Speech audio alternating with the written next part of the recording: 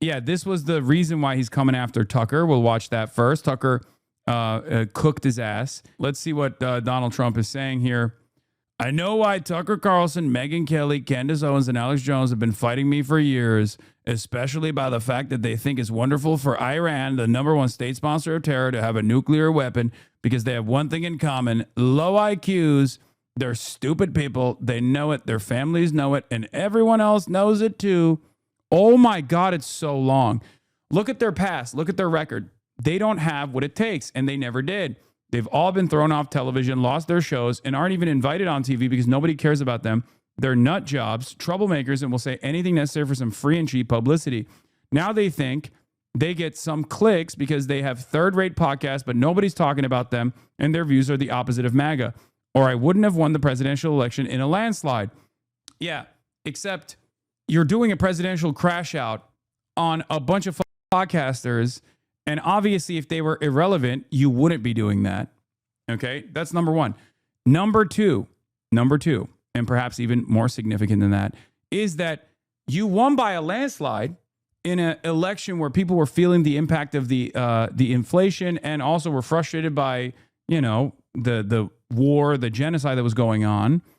Okay, and not only that, but you position yourself as a no new wars candidate, and now you're going against that. So, yes, on the one hand, you obviously have your cult who will stand by you no matter what.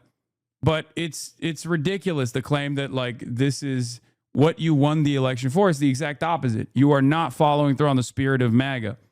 Unless, if we're being really honest about it, and Trump certainly is, the spirit of MAGA is whatever the fuck Donald Trump wants it to be. And just gave CNN a 100% approval rating of Trump, not hand-flailing fools like Tucker Carlson, who couldn't even finish college. He was a broken man when he got fired from Fox, and he's never been the same. Perhaps he should see a good psychiatrist, or Megyn Kelly, who nastily asked me the now famous only Rosie O'Donnell question, or crazy Candace Owens, who accused the highly respected First Lady of France of being a man when she is not. Ooh, you shouldn't bring that up. That's like one of Candace's most popular positions, I think. And you just kind of look like you're defending France, which you never want to be doing, and will hopefully win lots of money in the ongoing lawsuit. Oh my God, you're hoping that a French person that is associated with Macron defeats an American conservative commentator in a lawsuit about false accusations of being trans. Oh my God, this is worse than Trump being like, I love Israel, I put Israel before Americans.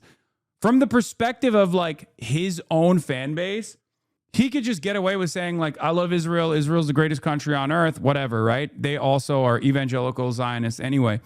But this unironically hits, dude. This hits Trump's base directly on the head. He's coming across like he's in support of not just any Frenchman, but Macron.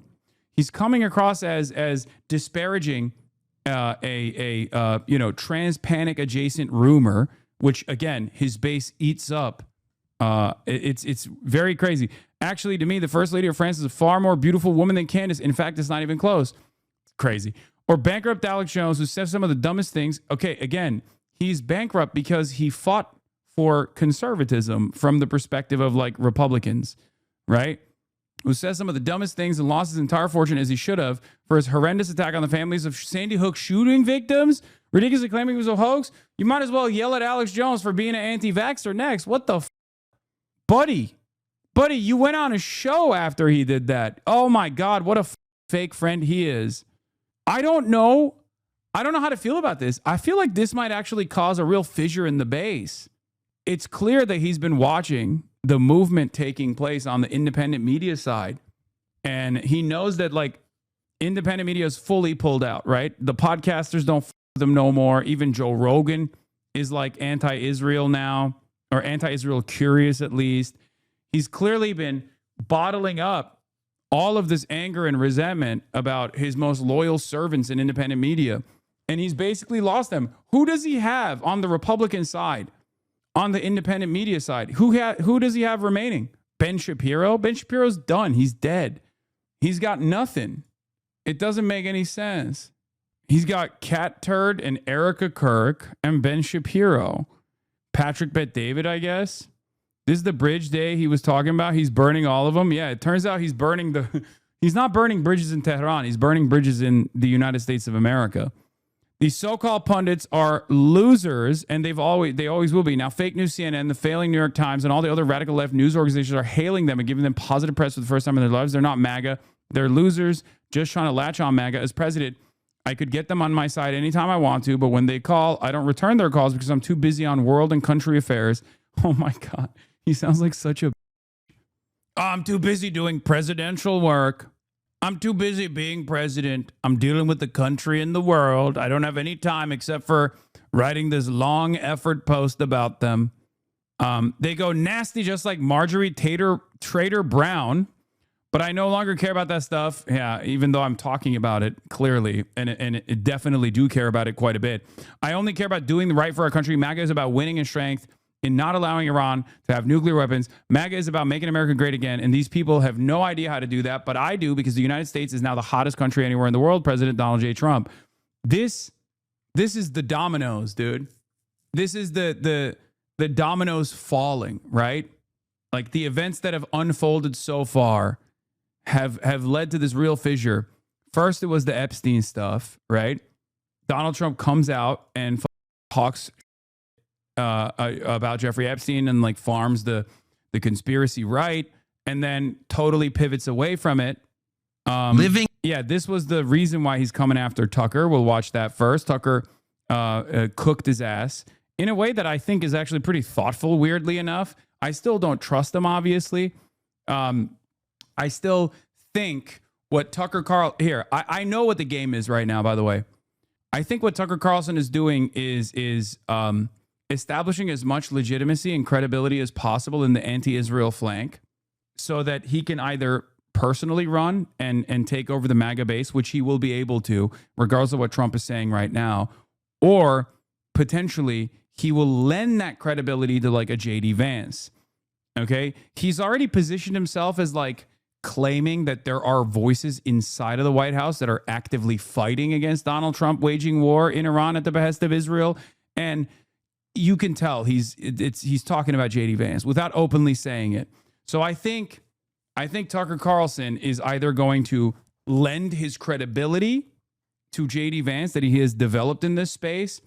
He will be either a kingmaker or he will run himself.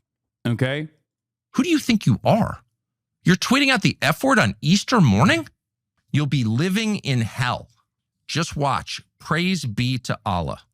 So obviously you're mocking the religion of Iran. Okay. If you seek a religious war, that's a good idea. But by the way, no decent person mocks other people's religions. You may have a problem with the theology. Presumably you do if it's not your religion, and you can explain what that is. But to mock other people's faith is to mock the idea of faith itself. And dude, he is so... God. I can feel as soon as this is published, as soon as this video is published, I can literally sense every Bangladeshi unk spreading this far and wide in every WhatsApp group you have ever thought of, and many you will never even see. Okay? This is a nuclear bomb for the ummah.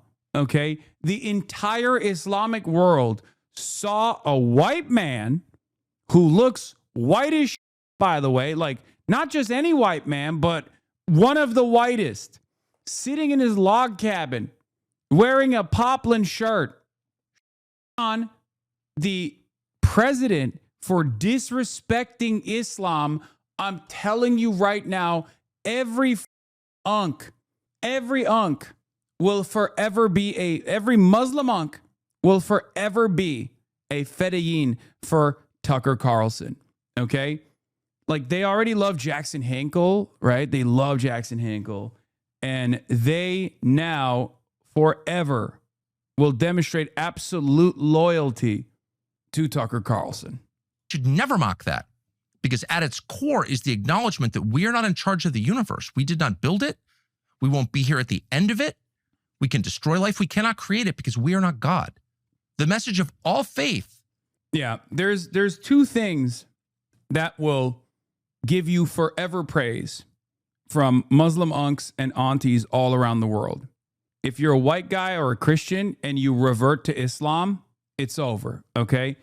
It doesn't matter how fake or phony it is. Andrew Tate is a great example of this. He never actually converted to Islam at all. He just simply said it, and then everybody loved it. They literally went crazy mode for him. Muslims love a white Christian or just any Christian converting to Islam. They will literally put you on the highest pedestal possible. That's number one. Number two, if you defend against Islamophobia, if you defend Muslims against Islamophobia, if you defend the faith, oh my God, as a white guy, as a Christian, oh my God, is the highest praise of all time. At the biggest picture level is the message in our Bible, which is you are not God. And only if you think you are do you talk this way. But it's not just mockery of Islam. And no president should mock Islam. That's not your job. This is not a theocracy. We don't go to war with other theocracies to find out which theocracy is more effective. We are not a theocracy. And God willing, we never will be, because theocracies corrupt the religion. No, this is a mockery not just of Islam. It's a mockery of Christianity. To send out a tweet with the F word on Easter morning promising the murder of civilians and then saying praise be to Allah without explaining any of it, you are mocking me and every other Christian because we're Christians. We can't support that. That is evil. That is an intentional desecration of beauty and truth, which is the definition of evil. Yeah, no, this is perfectly crafted, right? Perfectly tailored message. He establishes position of authority as like a true Christian who loves God and loves Christianity, and on the excesses of Trump. Okay, but here are the other reasons, right? Like, number one, Candace Owens, the 25th Amendment needs to be invoked. He's a genocidal lunatic. Our Congress and military need to intervene. We are beyond madness. Okay?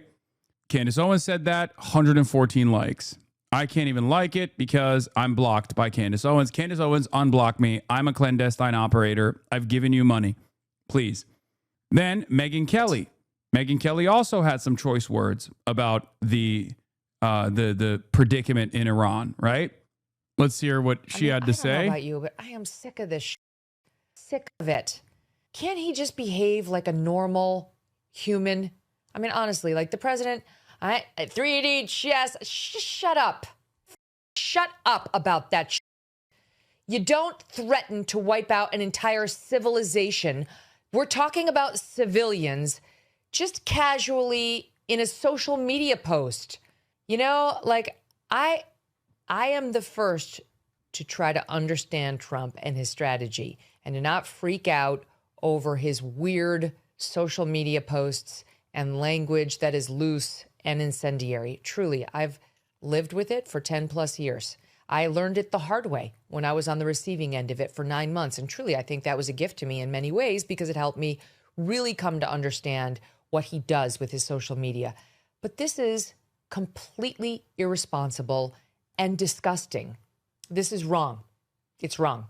He should not be doing it. I don't care that it's his negotiation tactic is to kill an entire country full of civilians, men, women, and children, an American president, so that the Strait of Hormuz will be opened. It's just wrong.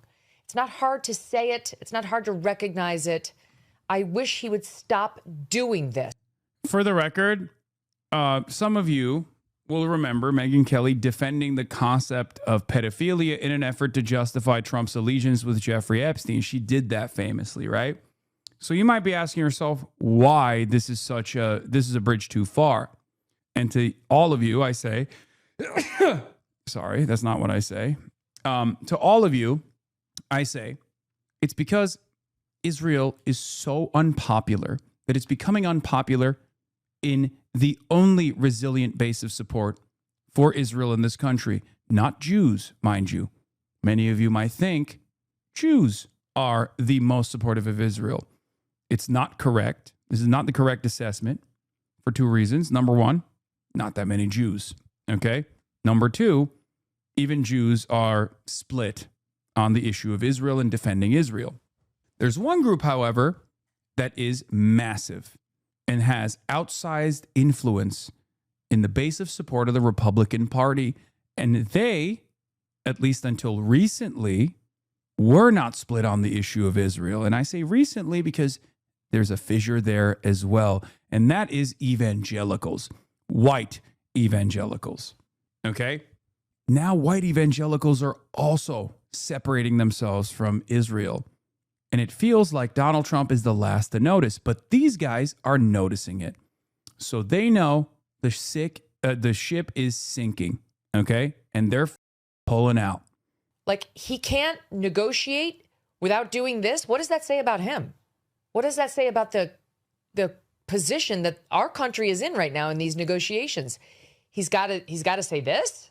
He can't be a dignified, strong leader without threatening a bunch of war crimes. Yeah, no, that's it. She knows the Iran war is unpopular. It will be reflected on in an unpopular way. And so she's pulling out.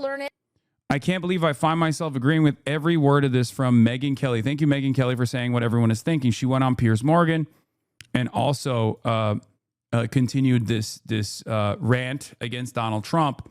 But what's really frustrating to someone like myself is, what are the top Democrats doing in this moment, right? What are the top Democrats doing in this moment? Because Republicans are, either because of their loyalty to Donald Trump or because of their theological justifications for, attaching themselves to whatever Israel's ambitions are still very supportive of Israel, right? But the Democrats don't have such considerations. As a matter of fact, Democrats have completely dropped Israel off a map. They're saying cut ties with Israel, right? And unfortunately, the National Democratic Party is not presenting those needs, is not representing themselves as responsive to those needs. And that's very frustrating. Part of the reason why it's obviously frustrating to me personally is because one of the manifestations of their inability to address this issue has led to them attacking me aggressively. Okay? This creates a massive information vacuum. It creates a massive messaging vacuum where the top line, the top line figureheads are always going to be the people that have the most credibility on this issue are always going to be the Tucker Carlson, Candace Owens, Megyn Kelly. It's up because for years they've gotten unlimited support from the base. Not only have they been legitimized, they've gotten mainstream approval from the base. So they already have an established legitimacy with the rank and file of the party. So now they can pick up all of the other people on top of that from the center and from the left. And they are doing that right now. They're doing that at this moment. Okay? Someone like myself, on the other hand, has been consistently outcast from the base, cast aside, pushed aside, yelled at, been presented as a pariah figure, or never really looked at all until the 2024 election happened and the failures were very obvious. And the Democratic Party and the liberal media apparatus was desperately trying to find a Joe Rogan equivalent, only to then turn around and be like, oh, we didn't like the Joe Rogan thing at all, actually. Shut the fuck up, Hasan. You are a danger to the party. Okay?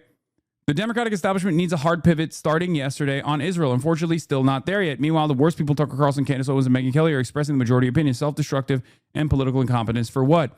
See, here's the issue. Okay? Here's the other problem here. Here's the other issue. When people like Bassem Youssef and other prominent figures that are on the anti-Zionist, anti-Israel side actually lean into these figures, like Candace Owens, like Tucker Carlson, when Norm Finkelstein leans into these figures like Tucker Carlson and Candace Owens, you have to understand something. From their calculation, Israel is far more dangerous right now.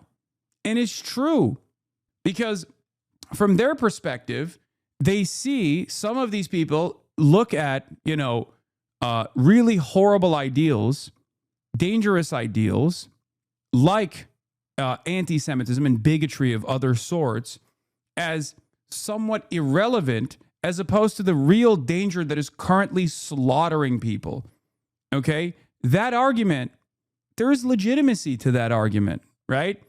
It's like It's like the equation between Randy Fine and Nick Fuentes, right? Randy Fine and Nick Fuentes have all of the same opinions, except Randy Fine is pro-Israel and Nick Fuentes is anti-Israel. And if you look at a figure like Randy Fine and you look at a figure like Nick Fuentes, okay, the reality of the matter is, given that they are literally identical in every opinion, Nick Fuentes' anti-Israel opinion, especially at a time when Israel is slaughtering people by the tens of thousands and taking over other countries, and on top of that, like goading America into going and waging war in Iran and destroying global markets, that gives a competitive edge to Nick Fuentes over Randy Fine. And Randy Fine is a sitting congressman.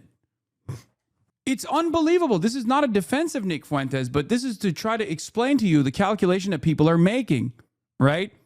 I thought Nick Fuentes isn't anti-Israel, he's anti-Jewish. I mean, he is. He's both. He's both. Emphasis on sitting, yes. A very big seat, but he's sitting nonetheless. This is a real issue, okay? This is a real issue. And it's the exact same issue that took place in the 2024 election, where Kamala Harris said, Iran is our number one enemy, and I will make sure that we protect Israel against Iran. She said those words, right? While the administration that she was a part of was continuing the genocide of Palestinians that she refused to acknowledge with the words necessary. She said she was going to have the most lethal military. When she presented herself as this person, Trump had an opportunity to lie about being the peace candidate. And I stressed that over and over again. I said, Donald Trump is lying, but Democrats are giving him the option to lie. Then Liz Cheney comes into play. Kamala Harris and Liz Cheney are parading around. They get a Dick Cheney endorsement last second, leaning into the idea that the Democrats are going to be the pro-war party.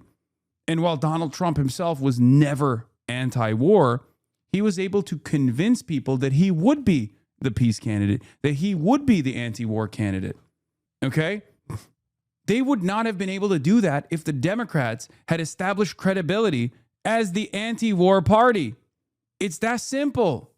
Because the Democratic base was demanding a change.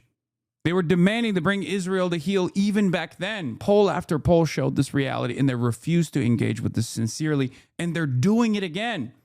They're going to create an opening for people like Megyn Kelly and Tucker Carlson to give their credibility that they've developed here, not just amongst Republicans, mind you, credibility with the left, credibility with the center, credibility with the independents and Democratic Party voters. And they're going to lend that credibility to whichever candidate runs next. J.D. Vance is very clearly positioning himself to be that guy, the guy who was constantly, the critical voice against war, quietly trying to stop Donald Trump's excesses from taking place. If you can't see that right now, you're delusional. And the Democrats, regardless of what their base is demanding, refuse to lean into the moral position. They refuse to lean into the majority position. They are trying to throw their electoral chances out the door, and they will present the marginal victories that they might get in the midterm election, because there's a lot of fuck Trump voters out there right now, as a reason for why they don't have to change a damn thing. Okay?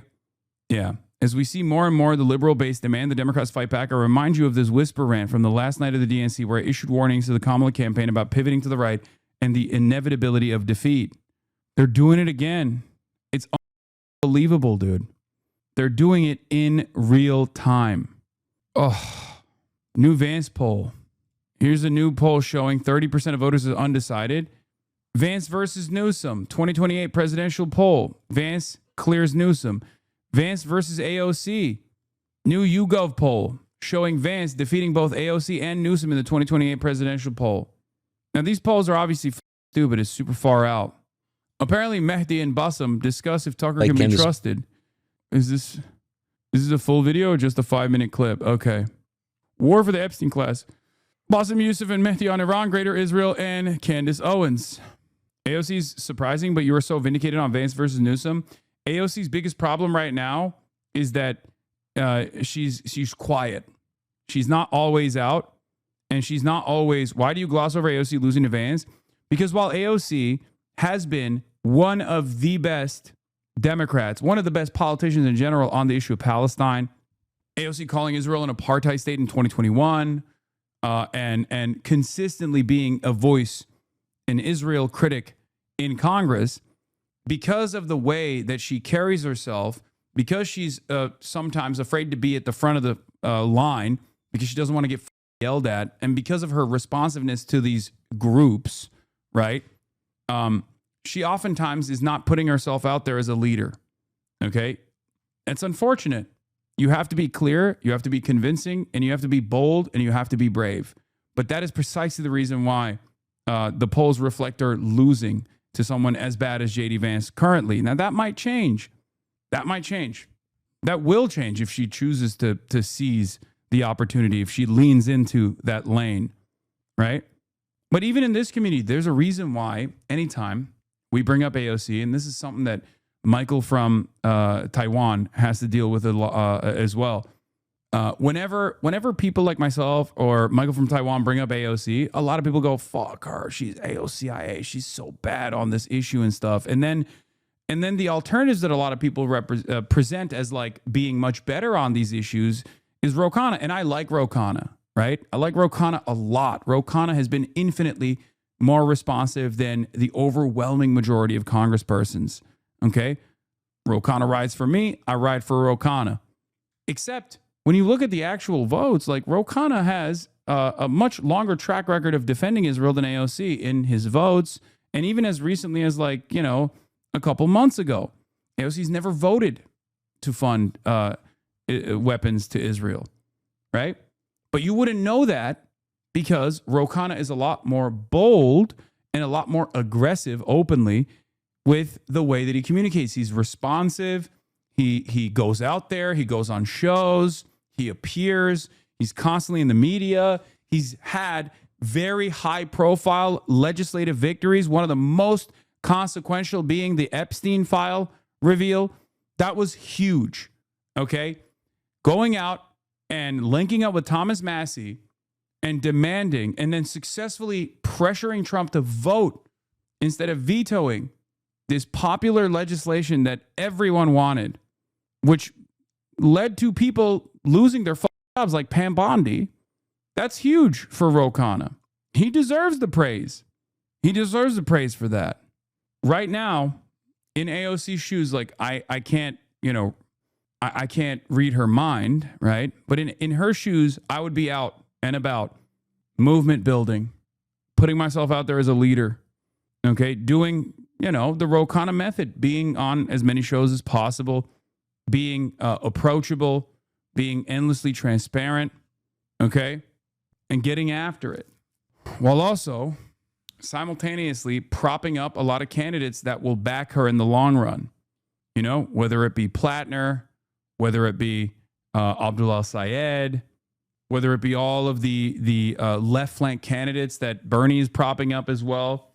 Sometimes even going against her party, her own party that is actually over and over again. I mean, the oversight committee battle was a clear-cut indication that leaning into the party and you know, behaving as a loyal soldier of the party is not going to give you the benefits that you deserve, right? It's not happening. So she could even sometimes prop up. She voted for defensive weapons, though. No, she didn't. And there's a lot of misinformation around this. I've covered it so many times. Please go back and watch one of my videos. All right. AOC, whether she likes it or not, is a movement leader. She's been positioned as a movement leader, regardless of whether she's comfortable and confident in that position. Okay? But here's the thing. I think AOC should be even pushing, even going against the grain and doing something unthinkable in the Democratic Party, and even pushing for people who are primarying incumbents. Okay? She could be doing that. Like Nida Alam was a great example. If she just said, the process, I'm throwing a dagger at the heart of this party that is me over, and propped up Nita Allen, she would have won, right? She would have destroyed Valerie Fouchi, the 80-year-old incumbent. And that would have given her unlimited prestige and unlimited credibility. However, it would have made her life a lot harder internally within the ranks of the Democratic Party. Everyone would have the knives out for her. They would actively try to destroy her. But that's a battle that we have to fight. And that's a battle we will win because AOC is unbelievably high profile. Every word that she releases immediately hits the news cycle like a atom bomb, right? And the reality of the matter is, regardless of which direction she heads in, whether it be to unseat Chuck Schumer, which is an easy lock for her if she wants to do that, or whether if she wants to run for president, people are going to come after her. The party is going to come after her. They will never reward you for your loyalty as long as you are seen as a spoiler, right? That's it. As long as you're seen as a left flank candidate, you will be considered a disruptor. You will be attacked. And she knows that already, right? She knows that. So I wish, like, if you're wondering why, when we looked at that poll, like why she was at 33% against Vance and losing to JD Vance, that's the reason. Okay? Has shocked you most or surprised you most about the Epstein saga? The blatant gaslighting. I think they're either blackmailed. I think they're even First of all, blackmailed. you can't blackmail Donald Trump. He has no shame. The man's in the Epstein files. What would you blackmail him with? When we talk about stuff that's happening in the world and then you get called anti-Semitic, I have a problem with that because basically you're calling out the truth. The truth now is anti-Semitic. Bassem, why can't you be careful then in your language? What, are you doing it for clicks? I'm not saying that my reaction is Oh, this is just the Don't you Tucker like stuff? Okay. the owns on Tucker Carlson. Because they've said some horrific things over the years. So what? Why don't you like Ben Shapiro? Piers Morgan has said the horrible things over the years. He's not said anything close to what Tucker Carlson has said about Muslims, about Arabs, about immigrants. And why can't we be strategic and use their platforms? You can. Yeah, but like Some people do. You don't like that. You don't like. No, it's not that I don't like it. It's that my worry is that for the sake of one important issue, Gaza is a huge issue. We're giving a pass to these people to launder some of their other objectionable. Like I said just now, they're not disowning Trump. Actually, Marjorie Taylor Greene, I'm going to have to go home and take a shower after this. I give her credit out of all of them because she actually picked a fight with Trump. She gave up her political career. So she actually put her money where her mouth is, to use a phrase. The rest of Tucker doesn't say a single anti-Trump word. He acts like the war in Iran came down from the skies. We wouldn't be in this war in Iran had Tucker not promoted Trump for president, had Candace not promoted Trump for president, had Megyn Kelly not promoted Trump for president. We're in this war, and Joe Rogan, Theo Von, all these guys. Did you watch Joe and Theo the other day saying they're terrorist Israel? I can't believe we're in this war. You guys gave us Trump. You said Kamala Harris is going to do war. Trump is anti-war. How did that work out? I think it's all an act. Well, whatever it is, they got their act fucking wrong. They're actually not. They're doing very well, and they're reaching a lot of people, and they're affecting a lot of people. But they're affected badly. I could argue that Joe Rogan helped Donald Trump win, so Joe Rogan is the reason we're in the war, Iran. If I wanted to, I'm just saying, if I took that argument to its logical conclusion. Do you think Joe Rogan would help? Like the Democrats, they would never stand up for his opponent. What was her name? Kamala Harris. He was a Bernie guy once, but then he got red pilled. She is then that he got useless. Red pilled. Maybe she's that useless. But you're missing my point. My point is these people helped give us Trump, and that's why I have a problem because they don't. I only respect the people who own it. If you're Marjorie Taylor Greene, I was wrong about Trump. I was wrong about fine. Right? But if you're like acting, hey, how did this all happen? This war in Iran's bad. I can't believe they're doing it. Hey, it happened because you told people falsely that Trump would be anti-war. So what's your point? My point is you asked me why I don't like them. I'm telling you why. The problem is like Mehdi looks like a lib in this situation because for a lot of people, if they're, if they're just like, bro, Israel's slaughtering people, who gives a what people have said in the past, like we're desperate for allies here. Yeah, they don't look at that situation and think like, I'm just going to cast aside people like this, especially because a lot of people are read as earnest on this issue, right? Ta-Nehisi Coates on Tucker Carlson and other right-wing figures vocally criticizing Israel. These people will turn on you in a second. I agree with Ta-Nehisi on this, right? Ta-Nehisi on this. The key, I've been thinking a lot about the time period in light of this rise of Tucker Carlson and Marjorie Taylor Greene as right-wing figures who are being very vocal about Palestine. They're talking about Israel. That's a very important correction. Yeah, I'm sorry. I don't want to be too. See, here's the problem. Being anti-Israel is being pro-Palestine. It's true. Okay? A lot of these guys won't stand with the Palestinian resistance, but they're anti-Israel. They'll say anti-Israel things. It's two sides of the same coin at the end of the day. I'm sorry, I don't want to be too... No, it's fair. I'm just curious how you're thinking about this in the present tense. What's the through line between what happened then and what's happening now? First of all, it's really bad. I emphasize the Israel part because my support for Palestine, my support for Palestinian life, it's not about support for Palestine and Palestinian life per se, just like, and it took me a while to get to this, my support for black life and for black people is not for black people or black life per se. I just believe human beings are entitled to certain dignities and certain things in their lives. It's a pretty baseline thing for me. Unfortunately, some of the people with the loudest, most cutting critiques of Zionism and of Israel right now don't share that baseline belief. I think it's really important to say this. These people will turn on you in a second. But to answer your question, there's an obvious moral problem here. Again, I saw it at the DNC. You watch these people get up 60 years after Fannie Lou Hamer's delegation was not allowed to be seated, and they won't let Palestinians talk. They think they can kill this critique, but the critique is true. The only control you have is whether the critique comes out of a place of humanism, of shared values and the significance of importance of human life, or whether it's allied with one of the oldest evils in the history of the West. You're not going to suppress this stuff. The days of doing that are over. There are people in the Democratic Party, which I think is a separate thing from the movement, and certainly from my own politics, who, to this day, and it sounds insane, think they can get away with telling you that the earth is flat and supporting a system that is designed around that logic. It's not going to work. People aren't dumb. He's not wrong. The reason why I'm very critical of Candace Owens and Tucker Carlson and Nick Fuentes and even Marjorie Taylor Greene is because I have universal principles that I apply consistently to all issues. Okay? They might be earnest when they are talking about Palestine. They might be reading the room and are cynical grifters. Doesn't matter. They do not have universal humanitarian principles. Okay?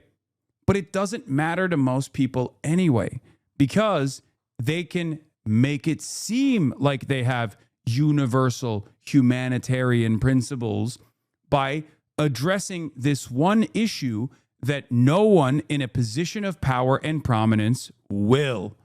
Okay? It's that simple.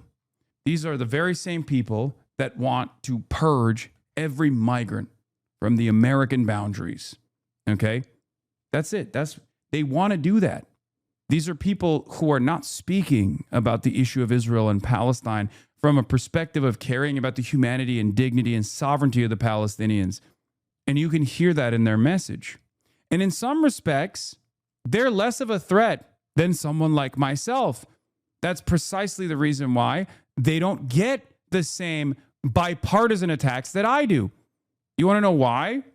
Because Tucker Carlson, Candace Owens, or any number of these different people will never sit there and explain to you that oppressed people have a God-given, internationally recognized legal right to militarily oppose systems such as apartheid. They won't say that. They will never say that. Their position on Israel is that Israel is a spoiler that's ruining the power of empire. How dare those Jews get to dominate our America, the most impressive superpower that has ever existed in the history of mankind. Okay? That's their perspective. That's the way that they approach the issue. And you can kind of tell if you are a real one, if you've been around, if you've been an anti-Zionist for many, many years prior to October 7. But even then, why is someone like Norm Finkelstein making that calculation and going on Candace Owens' show? Well, from his perspective, it doesn't matter. It's a massive audience, and it would be good for that massive audience to hear from the likes of Norm Finkelstein. Aren't you for infinite rehabilitation of people? Absolutely I am. Absolutely. What do I always say, though? I carve out a special place for propagandists. I carve out a special place for people who are professionally saying this kind of stuff. And the reason why I carve out a special place is they can still change. They can still reform as well. But you have to be extra careful to hear what their message truly is. We are not representatives of single issues. No human being is. No human being can be, unless they're obviously directly under the crosshairs, directly under fire. If you're Palestinian, and in that instance, obviously, emancipation is your primary focus, but that's not what we're talking about right now. No group is a monolith, and no human being is a representative of one singular issue. You have to look at all of the other issues that they advance. Okay? From the perspective of Tucker Carlson and Candace Owens especially, or Nick Fuentes especially, it's very obvious that they might say the right things on Israel, but ask them about immigrants, and you will hear basically Zionist arguments, the arguments that you would hear from the average ultra-Zionist living in Israel, and the way that they talk about Palestinians. These guys talk about Mexicans and Guatemalans. It's that simple. That's what Ta-Nehisi Coates is talking about here.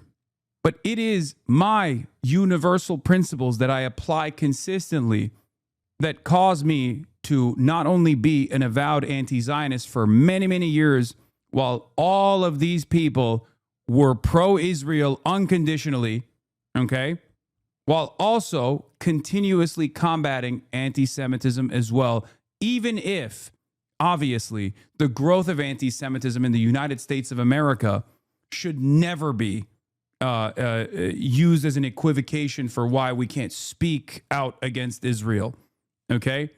And it is ultimately the way that this form of discrimination works in contemporary American society is still obviously nowhere near as consequential as anti-blackness, anti-brown, anti-immigrant sentiment, Islamophobia, right? It's not the same. Not the same at all. It could become the same, but currently it's not. Currently it manifests itself in personal discrimination, okay? It manifests itself in the likelihood that there could be anti-Semitic attacks, like a higher percentage of anti-Semitic attacks, and the likelihood that they could happen. That's real. That's real anti-Semitism, okay? And I'm not talking about like doing protests outside of a synagogue. Make no mistake. I'm talking straight up trying to attack a synagogue, right? Like that's anti-Semitic. However, there's still a lot of institutional stigma when someone is being anti-Semitic. No such institutional stigma exists for other minority groups. It doesn't. There is a structural reason for that, and a big part of that is because anti-Semitism has always been used as a cudgel, as a weapon against criticisms of Israel for the last, multiple decades, and quite successfully, if I might add. And that's precisely the reason why it has institutional stigma, unlike anything else, because it corresponded for years and years to the State Department goals of Israel being the unsinkable aircraft carrier in a region that is resource rich. Okay? That's the real reason. If there was a similar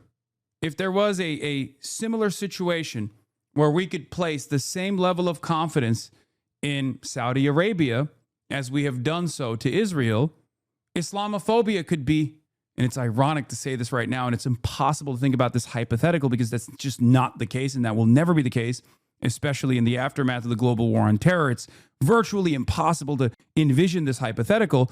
But if Saudi Arabia was as trustworthy an ally from the perspective of WASPs in the United States of America and in the Western world, then you would see Islamophobia being the same danger. If Saudi Arabia was, doing the genocide in Yemen, and then people were doing genocides to non-Muslim populations even, and then people were turning around and saying like, oh, dude, what the f is Saudi Arabia doing? You would see a lot of, Council of Islam style groups prop up talking about the dangers of Islamophobia, right? Criticizing Saudi Arabia is criticizing Islam itself. After all, Mecca is right there. It's the holiest site. The Kaaba, the holiest site for billions of Muslims, is right there in Saudi Arabia. You dare disparage the good name of Saudi Arabia? How Islamophobic. I feel like I would have had better tools discussing conversations with Jewish people if I had someone like you to follow way back in the 2000s. Wow, Enfant Door giving me praise. What the going on? Hell has frozen over infant door with praise. Oh my God. Thank you, infant door. I do really appreciate it, especially on an issue that pertains to defending marginalized communities. Wow. I do appreciate it. I appreciate your honesty, and I appreciate your charitability, and I appreciate that you have admitted in the past sometimes when you're, unnecessarily antagonistic. You say Malcolm X didn't mince words when he talked about his oppressors. Why should anti-Israel critics be forced to mince words about the people who are doing the modern Holocaust? Great question. The answer is simple. If you're in the game of convincing people, you sometimes have to talk to them on terms that they understand, on terms that are unfortunately more palatable for them. This is something that this is a delicate tightrope that I try to exist on top of and oftentimes fail to do so, especially in impassioned moments where I pop off and then, look at the way people treat it, right? Look at the way people treat those moments, those vulgar moments, right? Unfortunately, for a lot of Americans, especially because we're so far removed from the consequences of our actions, the consequences of the actions of our government, we don't care. We're very selfish people. That's just the reality. We live in the heart of empire. We're sheltered from the worst impacts of our actions. And therefore, we have a very different attitude about stuff. We have the capacity not to see what's going on. We have the capacity to turn a blind eye to these atrocities. And therefore, you have to talk to people in language that they understand. Sometimes you have to exhaust contradictions. Sometimes you have to you have to literally talk about issues from a selfish perspective, right? The idea that like all of our tax dollars are going over there to blow up schools and not building schools here, right? And yes, Malcolm X also was a lot more measured than people give him credit. So here's another piece of commentary from Tucker Carlson, reported by Asen, senior digital editor for Midas Touch, 31,000 likes. A lot of liberals leaning into what Tucker Carlson is saying. Hello, Hasan, do you really just support Russia just because it's anti-West? I do not support Russia. I don't know why you're saying that. Well, I know why you're saying that because there's a lot of people who claim that falsely. I do not support Russia's invasion of Ukraine, if that's what you're thinking. And this is a thought-terminating cliche.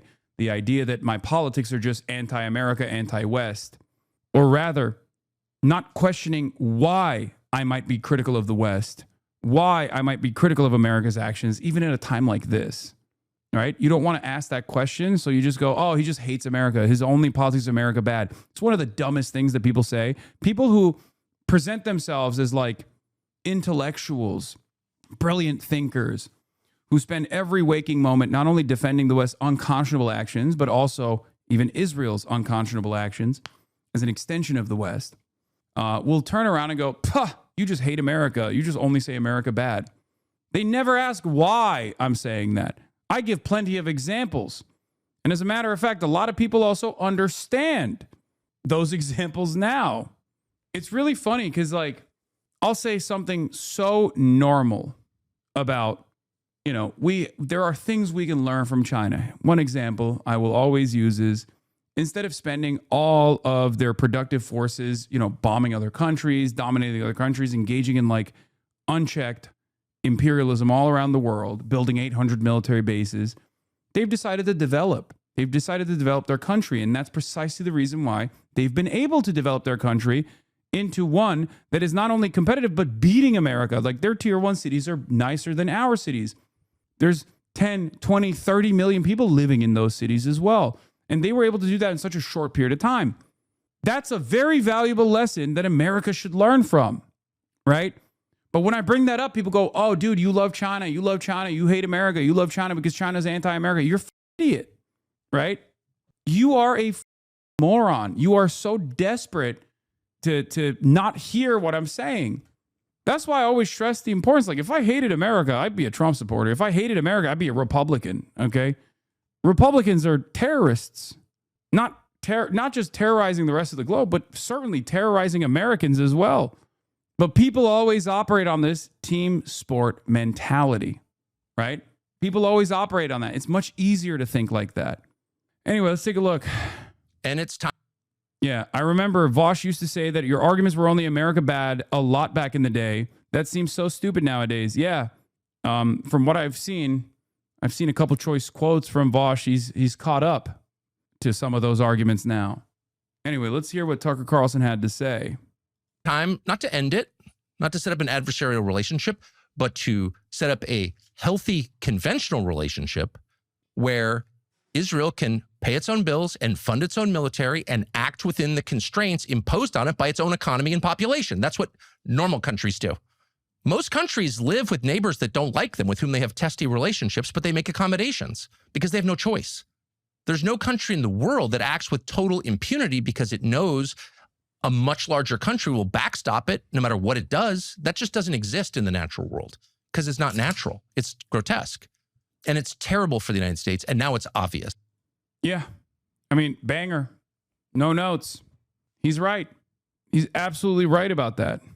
Now, of course, part of the problem is Tucker Carlson can also use Israel as the primary reason for why America's done all this stuff that's like bad and dangerous and violent and expensive. And he has a far better message than someone like I do on this issue, because you can always turn around and say, Hasan, you say America bad, you hate America. You can't do that with Tucker Carlson, no matter how hard you try. One, he's established a lot more credibility on the pro-America side by being one of the most prominent Republican spokespeople for decades. Okay? Republicans own patriotism. They can Trump himself is a great example of this. Trump himself has run around straight up saying, like, you know, I like my war heroes not captured, about John McCain. He said some of the things in his 2016 run that, you know, I get clipped for. If you're looking at a 9/11 comment, Donald Trump has literally said, oh, well, in the morning of 9/11, oh, well, now Trump Tower is the tallest tower in Wall Street, right? But it doesn't matter because Republicans own the lane of patriotism in the minds of many Americans, and therefore they have a lot more freedoms to say whatever the they want that's critical of America without people saying, oh, you hate America, right? Tucker Carlson has that same advantage as well. And on top of that, Tucker Carlson is not making the full correct assessment here, right? What is this? Bro, Hasan, I'm a lifelong conservative, and even I think you're making the left look bad. Like, I voted for Trump twice, love my guns, think the border is a joke.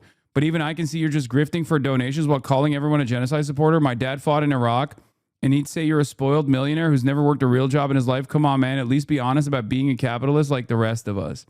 Amazing. AOG, top G. Okay, this is copy pasta. Let's be real. This is not a person being sincere. Come on. It's bait. Look at the rest of his takes. He's trolling. But anyway, as I was saying, can't he use that same argument against supporting Gaza, that we shouldn't support it because they need to exist on their own? Yes, he can. And Tucker Carlson's framework here is to basically couch all of American excesses as the responsibility of perfidious Israel. Let's not say Jews, because he won't say that, right? Because he's too smart to say that quiet part out loud, right? But like he's basically saying it's either Israeli blackmail, Nick Fuentes will say Jewish blackmail, or the Israeli hypnosis, whatever, right? That's pressuring the American administrators into taking these sorts of actions.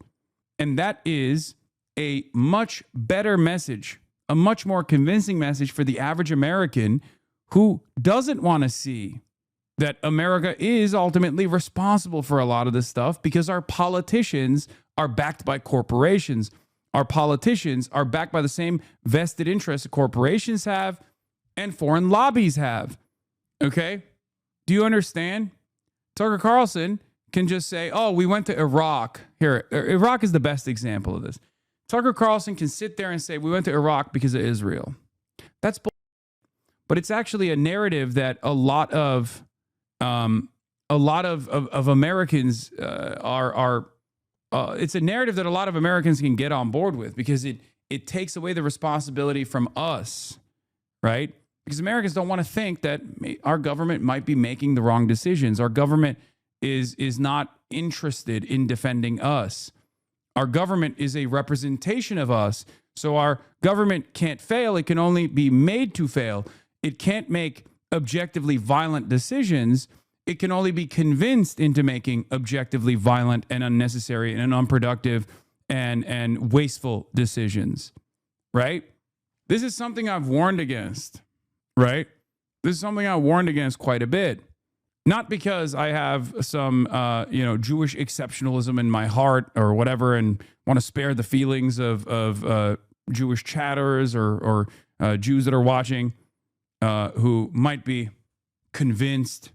I truly believe that Judaism and Zionism are separate, even if Zionist forces have actively convinced many American Jews and Jews in the West that it has to be the civic nationalist religion of Reform Jews in particular, even if that message has been very convincing, okay? But the very fact that that propaganda needs to exist implies that Jews are not monolithic. And the very fact that there are still disagreements around what Israel means to American Jews implies that even in spite of that propaganda, it's still failing to achieve monolithic status. While yes, all the Jewish institutions, from synagogues to Hillel to Chabad to all of the different Jewish advocacy organizations are almost singularly invested in defending the nation state of Israel. Obviously, Jews are not as singularly focused on it at all. But it's this is why I say, like, Jews also have a very important responsibility here to make that separation, to demand that separation internally from their own communities, right? That's important to do. But as long as Jewish Zionists openly defend the state of Israel and say that all of its critics are anti-Semitic, as long as Jewish advocacy groups that masquerade as Jewish advocacy groups but are actually just Israel advocacy groups continue to operate with that singular focus on defending the interests and the integrity of the nation state of Israel, Americans are going to learn the wrong lesson. You've taught Americans that there is a real conflation between Zionism and Judaism. You've spent millions of dollars making said conflation, okay? You've taught Americans for decades that Israel is the Jewish state, and everything Israel does, it does for Jews. And Jews love Israel in return, no matter where they are. And that message was fine as long as people were not paying attention to what the Israel was doing, as long as people were not aware,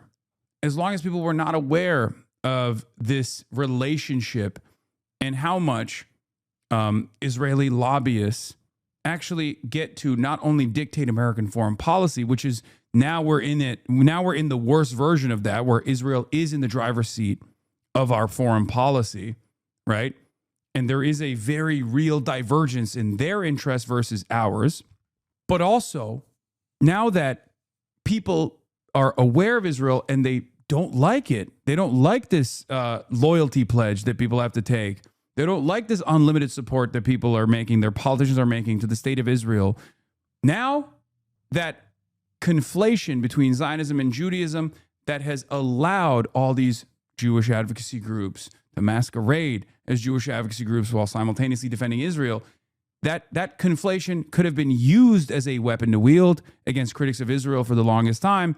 Now that conflation is a dangerous one. It was a false conflation from the start.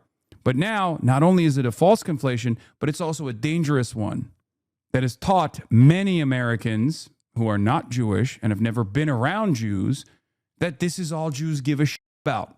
This is why it's exceptionally important. If you care about anti-Semitism, if you're Jewish and you care about your children, if you care about your family members, you have an additional responsibility, unlike ever before, to make that separation be known, to demand it from your communities, to get together with other like-minded Jews, and to absolutely rid your organizations of this conflation. Because at the end of the day, I'm only an outsider. Let's be real. And an outsider from the worst possible group. I'm a Muslim outsider. And Zionism is a very racist ideology. And its primary focus, its primary, outgroup are Muslims and Arabs and Palestinians. So no matter what happens, the reality of the matter is it's like a black person trying to convince a white supremacist not to be white supremacist. It's just not going to work. It's going to be very difficult, right? There will be some successes, like that very famous guy who would befriend the Klansmen and then like take their robes and stuff. Like there are some successes, but it's just not going to happen. It's not. I have very little opportunity to do this, especially for someone who is much older. Yeah, Daryl Davis is the guy. Thank you, chatters. Right? But that's an outlier. Daryl Davis is an outlier. It has to come from within. On the left is ADL declaring it is anti-Semitic to say Israel pulled the U.S. into this war. On the right is New York Times reporting that Netanyahu directly persuaded Trump to attack Iran. Anti-Semitism is real. Thanks to ADL's crying wolf, nobody will care when it really matters. Anyway, I don't know. I've never learned anything productive about racism from a white person. No, but white people that learn about racism from black people can then take that message to other white people. I'm one of those people. I'm a white person that educates a lot of other white people that are in the margins and have the capacity to demonstrate anti-blackness to not do so. I think I've achieved a lot of success in that field, as a matter of fact, regardless of what my naysayers might cynically claim. You know, whenever they say Hasan is anti-black, he's anti-black. I honestly think half the chatters in here who are confrontational with you are just being so because they want your attention and response. Yes. Anyway, they say you're anti-Jew too, yet I'm a Jew and love you. Yeah, it's lies. It's just all lies. One day they say I'm anti-white. The next day they say I'm anti-black. Trump watched us learn it. And so what led Trump, at 79 years old, to sit in there in that situation room when Bibi Netanyahu was seated as an equal? Yeah. Trump didn't even sit at the head of the table. Trump sat at the side of the table and Bibi was across from him as an equal in the American Situation Room. What led him to sit there and buy what that guy was selling hook, line, and sinker? I wonder. When every other president was able to see through. Isn't he CIA though, you said? I thought he was, but I think he's not CIA. I think he's he works for the Russian state, I think. That liar.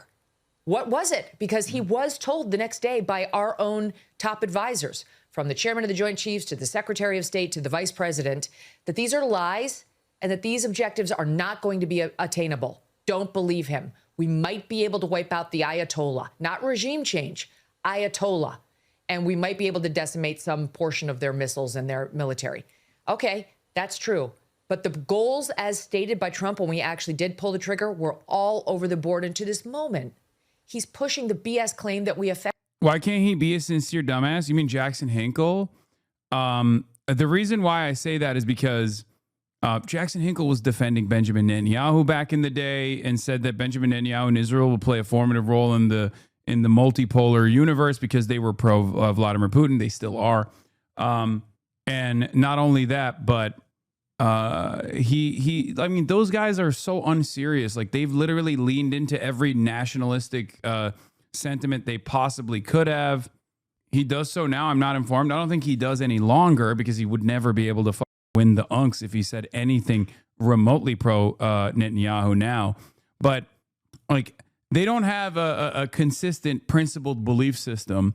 And that's precisely the reason why they would always like jump from, new wave to new wave and lean into like Andrew Tate. They would literally constantly talk about how dope Andrew Tate is, and talk about whichever like right-wing charlatan was in the news and popping off. They would immediately lean into that and be like, yeah, that's what we're going to do.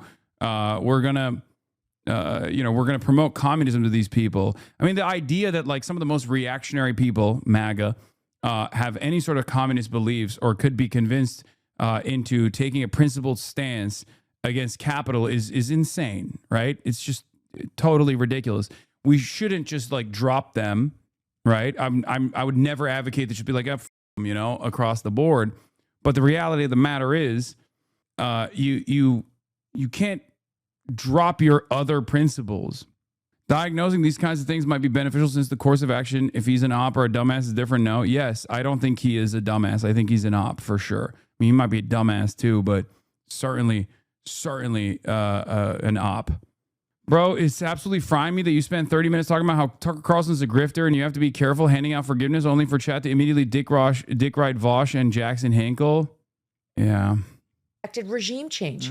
No, we didn't. We it's the same regime, just different players. There isn't somebody more moderate in there at all. We have no reason to believe that. In fact, it looks like the Iranian Revolutionary Guard is in control now, which is far more radical. And the fatwa that had allegedly been issued by the Ayatollah on developing nukes is gone. Iran is more powerful economically. It controls the strait and now is demanding the lifting of all sanctions against it. And what Trump did with that 10-point plan was go from Monday saying, no, not good, to Tuesday saying, very workable, we can do it, as a means of saving face to bail off of his insane threats about annihilating an entire civilization. So I don't know how we got here, Piers. I'd like to know just as much as anybody else, but all I can think in my head, based on what I've read in the paper, is we got here thanks to Bibi Netanyahu, Lindsey Graham, and Mark Levin. And ultimately President Trump. That's not to take agency away from the president, who was bamboozled. I don't know why. He was too weak to say no. He was too gullible to see through the lie. Or he's unbelievably pro-Israel and has been since he got $100 million from Sheldon Adelson when he was alive in the 2016 race, where he ended up moving the American embassy to Jerusalem against many decades of American foreign policy not doing that. And then also on top of that, recognize the permanent annexation of Golan Heights, which is Syrian territory, directly at odds with the rest of the world, which no one said a goddamn thing about, and set up the Abraham Accords that completely sidestepped Palestinian sovereignty from the conversation and erased Palestinians from the conversation, directly causing, or not causing, but like normalizing openly and publicly relations between Israel and all the Gulf states. Perhaps that's the reason why. And this is all Trump won. This was all in Trump won. Of course, he was going to be pro-Israel, even in more consequential terms, on Trump too. I said this for years, mind you, which is very frustrating. It's very frustrating to see people who are like, oh, what's happening? I can't believe Trump would do this. Right now, you're an adult, okay? You're a adult. Act like it. What do you mean? Even at this moment where you're like, I don't know why Trump did this. We know why Trump did this. Trump has always done this. Part of it is because I think as a New York lib for most of his life, a racist one, right? He developed a lot of relationships with ultra-Zionist New York Jewish people. And he also has that classic boomer philo-Semitism where he thinks Jews are magical money people with mysterious powers, okay? And that's not even speculation. I mean, he literally does say that all the time. He literally be like, well, you know, the Jews, they make great lawyers and great accountants, right? That's why it's like very frustrating. Yeah, he has classic boomer philo-Semitism. And also on top of that, he's gotten a ton of money from Zionist donors. U.S. President Trump warned Iran against imposing a toll for ships passing through the Strait of Hormuz after Tehran agreed to reopen the crucial route as a part of a 2-week ceasefire. Again, Donald Trump is talking like he holds the cards here. He does not, unless his intelligence has told him that China is aggressively forcing Iran by way of Pakistan to concede on this deal. There's no way Iran is going to do that. And even if China wants Iran to stop, doing this, there's no guarantee that they'll stop doing this. Iran is a sovereign nation. It's the kind of the whole point of the Iranian Revolution, right? Iran is one of the most annoyingly stubborn countries on the planet to a fault, okay? That annoying stubbornness has caused it setback after setback refusing to lean into the hardliners and their attitudes towards not dealing with the West, but instead exercising their military deterrence, which they clearly had the capacity to do so, until they literally got murdered for it. Okay? Same with not dealing with China. Same with having some relations with Russia, but not significant ones, like not super significant ones. The Russia one I do understand, because Russia is like far too close to Israel for their taste. But that's just who they are. But that stubbornness in this moment is also what is the underpinning of why they have sovereignty, is the reason why they might actually react in a way that even China can't control. Can someone send me Hasan's reaction to the Vietnamese clip going around? Buddy, go find there's not even a reaction to it. Just watch the actual full context of the video. If you watch the full context of the video, like 10 seconds prior to it, you'll understand exactly what's going on. They're doing 6-year-old clip chimps. Anytime there's a video that's going super viral that is directly at odds with what you know I believe, okay, a core contradiction with my values, try to find the full video before and after. 10 seconds prior, 10 seconds after, you will understand exactly what's going on. Trump is still crying on Truth Social about how he won. The Wall Street Journal, one of the worst and most inaccurate editorial boards in the world, stated that I declared premature victory in Iran. Actually, it is a victory, and there's nothing premature about it. Because of me, Iran will never have a nuclear weapon. Okay, did you take their enriched uranium? No. So I guess it is premature. And very quickly, you'll see oil start flowing with or without the help of Iran. And to me, it makes no difference either way. The Wall Street Journal will, as usual, live to eat their words. They are always quick to criticize, but never to admit when they're wrong, which is most of the time President Donald J. Trump. Holy Tucker Carlson crash out. Yeah, I already read that. Yeah, we already read this insane rambling. Anyway, yeah, nothing premature about my premature declaration of victory, even though there is no victory currently and the victory conditions have not been met at all.